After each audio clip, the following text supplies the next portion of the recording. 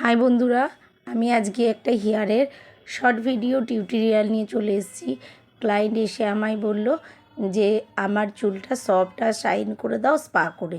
তখন আমি ক্লায়েন্টকে বললাম যে স্পা করলে সফট আর শাইন বেশি দিন থাকবে না, তাহলে আমি একটা হেয়ার ট্রিটমেন্ট করে দিই। বললো সঙ্গে আমাকে একটা হেয়ার কাটও করে দিও। তো সেই অনুযায়ী আমি হেয়ার স্পাটা না করে ক্লায়েন্টকে আমি একটা হেয়ার পলিশিং করে দিলাম।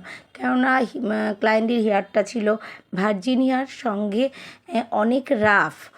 অনেকটা রাফ, যেহেতু বাড়ির জলে প্রচণ্ড আয়রন, তাই এতটা রাফ যে ক্লায়েন্ট চুলটাকে ম্যানেজ করতে পারছিল না। অকেশন পারপাস তাকে হেয়ারটাকে সবসময় দলা করে বেঁধে রাখতে হতো, তাই বললো এমন একটা হেয়ারটাকে সফট করে দাও যাতে আমি হেয়ারটা খুলে চলতে পারি। সেই অনুযায়ী ক্লায়েন্টের আমি কাজ শুরু করলাম। দেন আমি ওয়াশ করে নিলাম, তারপরে প্রসেসিং শুরু করলাম। পার্ট বাই পার্ট আমি ক্রিম ডিপোজিট করলাম। করার পর আমি সেটাকে প্রসেসিংয়ে 30 মিনিট মতন র্যাপ করে রাখলাম।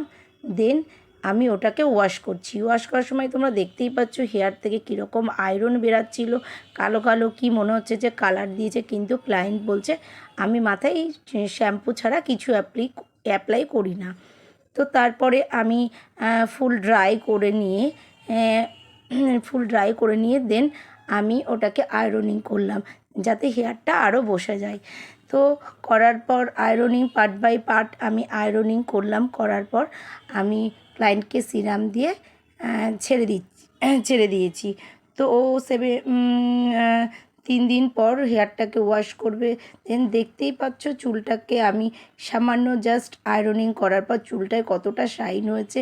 ক্লায়েন্ট তো ভীষণ খুশি। আর তোমাদের কেমন লাগলো তোমরা অবশ্যই আমাকে কমেন্ট করে জানিও। এরকম ভিডিও যদি তোমরা দেখতে চাও অবশ্যই লাইক, কমেন্ট, শেয়ার করো। ভিডিওটা এখানেই শেষ করলাম। তাহলে টাটা।